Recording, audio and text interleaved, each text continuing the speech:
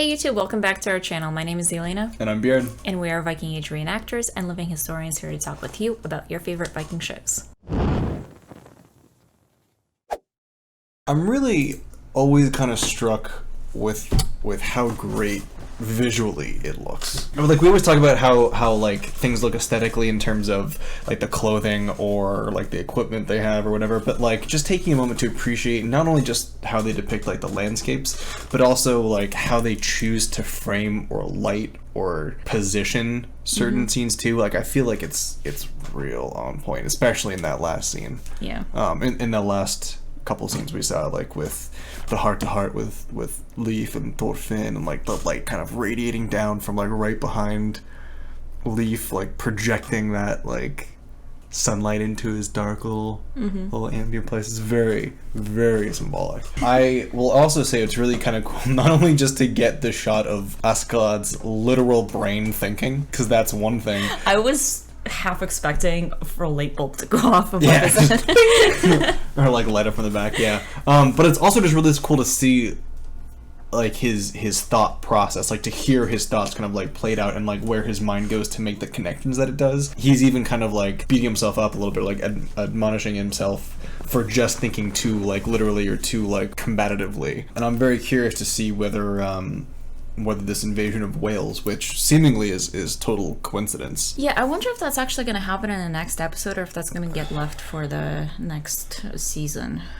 Yeah, I mean, that kind of depends on a number of factors. I'm just kind of wondering where they're going to wrap up the storyline specifically. Totally. And I mean, like, he's about to get a gift too, so we'll see what happens. I mean, I'm wondering if the king's going to try to put him in charge of the invading army into Wales.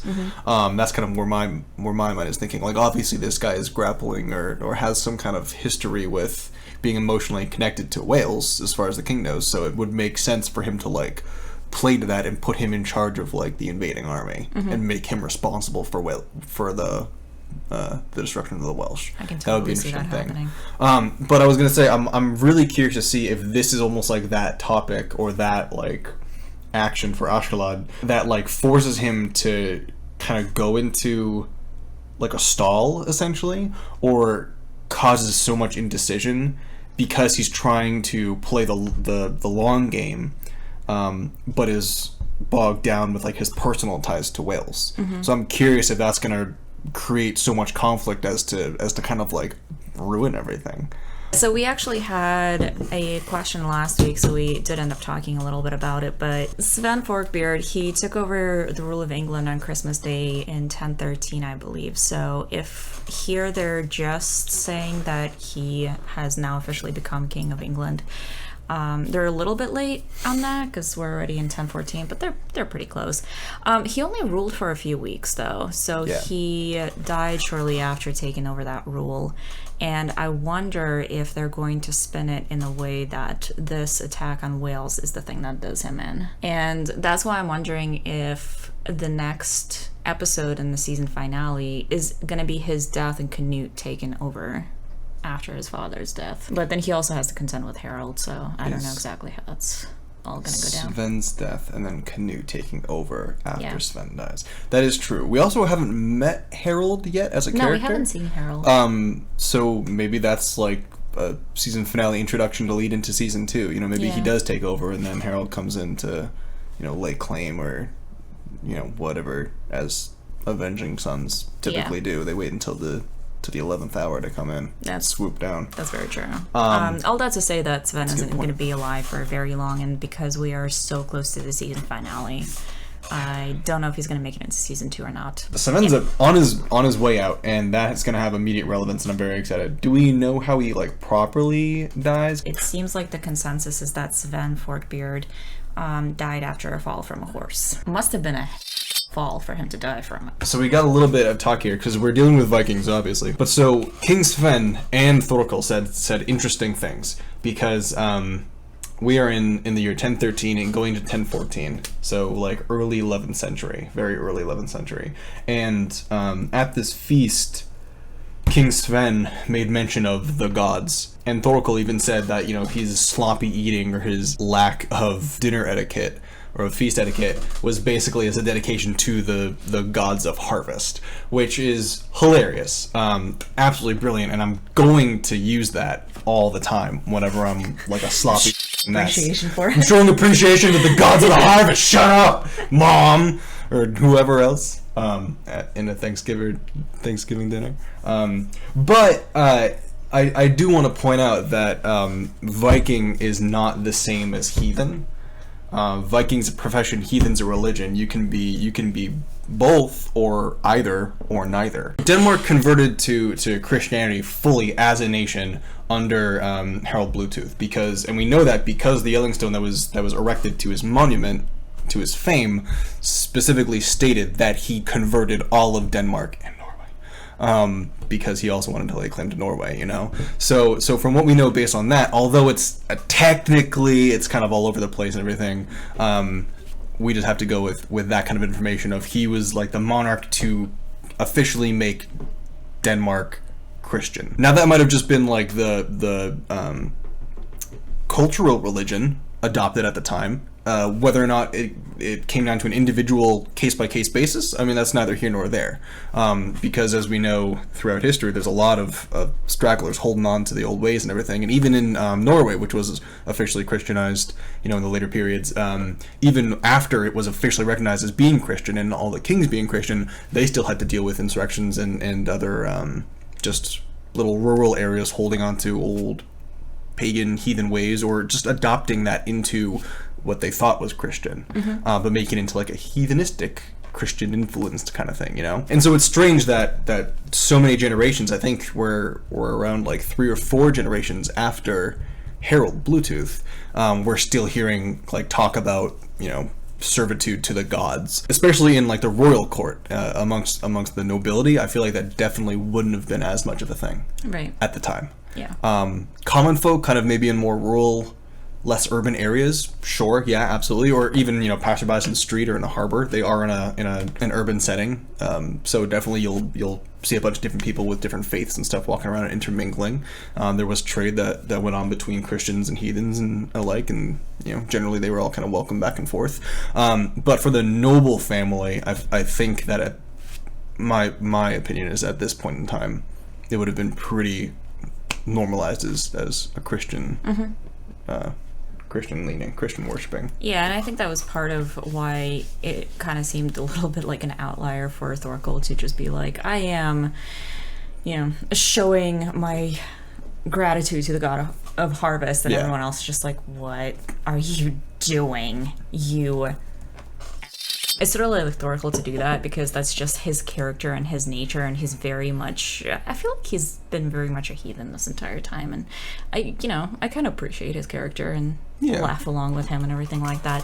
Yeah. The thing that scene kind of made me think of a little bit is there are absolutely cultures even to this day where it's actually customary to do things like chew loudly or burp after to show that it's like a good meal. Yeah, to show that it's a good meal. Or certain cultures have it where you have to leave a little bit on your plate so that your host doesn't feel like they didn't have enough food essentially to serve. To show that like they overfed you. Kind of thing. Interesting. And other cultures go the opposite way where you have to clean your plate, otherwise, you know, the host will feel like it wasn't a good enough meal for you to finish. Yeah. So it's kind of interesting, and in here they're kind of emphasizing through Thorkel that to the more heathen people who still follow the old gods and everything, the whole chewing loudly aspect is the way that they show their gratitude toward a good harvest. I don't know if that was necessarily true. I don't ever remember reading that in any of the sagas that I've ever read.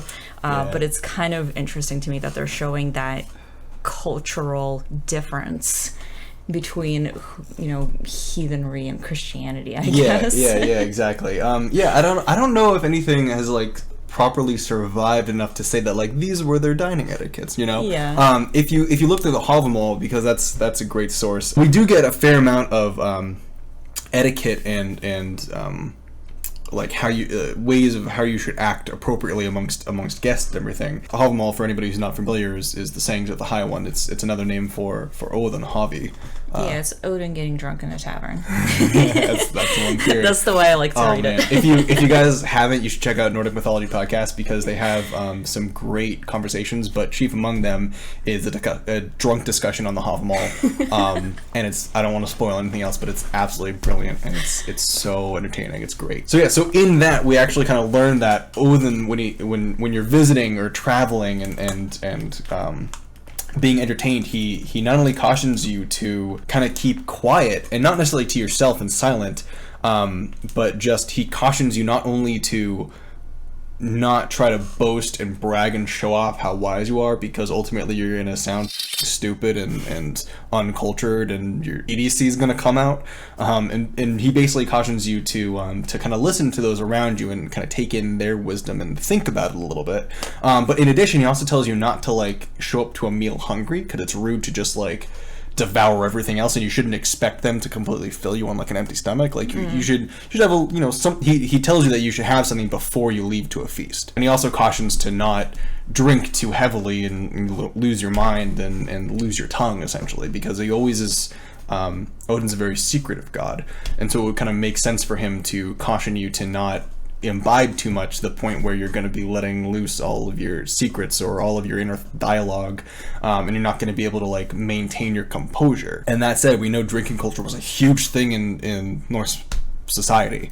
So the extent of how these rules or how this advice was adhered to is kind of a crapshoot. They're more like guidelines anyway. Yeah, and then even from the sagas too, we see cases where they drink excessively by accident or because they get tricked into it, or even intentionally so that they can cause a scene. Chief among them in Egil Saga, because I will always relate a conversation that I'm having about Vikings to Egil, where he's like insulted by his host because he was given poor man's food and like slop and like real shitty like foamy beer, essentially, that was like not the good stuff. Like he found out the host was reserving his good stuff for himself and for other guests, and feeding Egil and his band like the crap that he had, basically. And so Egil got drunk throughout the night intentionally so that he could go to the guy and give him shit and then vomit all over him as an insult, and then pull out his eye and stuff, which is another thing. The entire season, the entire 23 episodes that we've had so far, and moving forward, at the back end of everything, there's still the story of Vinland, because we know that Thorfinn eventually does end up going to Vinland. Thorfinn Karlsefni, yeah. Yes. And we know that Leif has been there, and we started off the season with him telling the story about Vinland, and now we're kind of wrapping up the season almost. It's like kind of like a little bit of a bookend with him telling stories about Vinland to Thorfinn to get him up and get him moving again, so that his story isn't done. In Vinland Saga, in the actual Vinland Sagas that we have, the 2 books, I don't believe that Thorfinn actually goes to Vinland with Leif. Those stories diverge quite a bit, so if they stay true to history here in season 2, season 3, whenever they end up getting there, by the time Thorfinn goes to Vinland, Leif won't be around.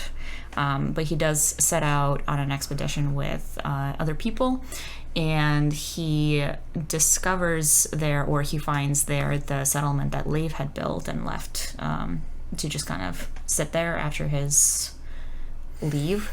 And he uses that as sort of his staging point, as a way to, as sort of like the settlement where they stay while they're there, basically. Right. So there is still that connection, but they're not in Vinland together at any one point, according to the sagas. You're getting me like pre-emotional. I know. we just had that wicked emotional scene of Leif like coming to Thorfinn, like in his wallowing, self-pitying, like resigned state, and pulling him out and like literally bringing in the sunlight into his life, and now you're gonna rip that away from us. And telling him that they're gonna go together and have this adventure. At least my heart hurts. At least in the sagas it doesn't happen. That doesn't mean that it can't happen here. It just won't be following the sagas specifically if they do that. And if it does follow the saga specifically, it'll just make it that much more impactful when he gets there. Exactly. Exactly. So either way, I will not be mad about it. Yeah. I'll just say that much. Yeah, that's true. Thank you guys so much for watching. We hope you enjoyed it. If you did, hit the like button. If you're new to the channel, make sure to subscribe and hit the bell so you can be notified of our future videos. And we'll see you in the next one.